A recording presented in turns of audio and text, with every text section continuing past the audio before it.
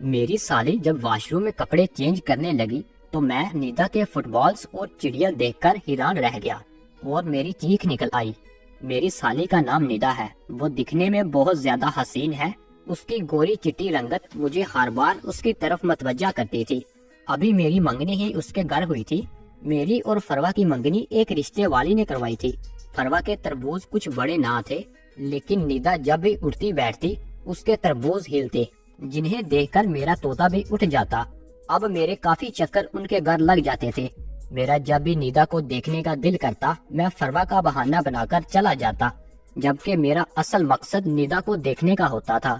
نیدا کا جسم فل ٹائٹ تھا، دل کرتا تھا ہر ٹائم اسی کے پاس بیٹھا رہوں۔ ایک دن جب میں ان کے گھر گیا تو فروا اور اس کی امی مارکیٹ گئے ہوئی تھی، جبکہ نیدا اس وقت کالج سے واپس آئی تھی اور ابھی تک کالج کے یونیفارم میں ہی تھی۔ جب میں نے بیل بجائی تو نیدا نے دروازہ کھولا۔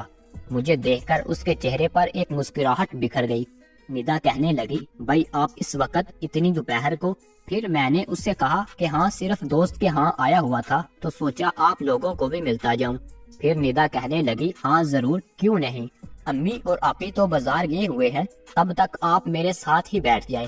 نیدا نے مجھے ہال میں بٹھایا اور پھر خود یونیفارم چینج کرنے چلی گئی۔ میں بھی اٹھ کر اس کے پیچھے پیچھے چلا گیا۔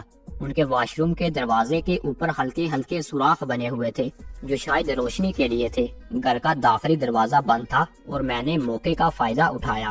جب نیدا یونیفارم تبدیل کرنے لگی تو میں ان سوراخوں سے نیدا کا بھرپور طریقے سے نظارہ کرنے لگا۔ جب نیدا پوری طرح سے بے پردہ ہو گئی تو اس کا حسن دیکھنے کے لائق تھا۔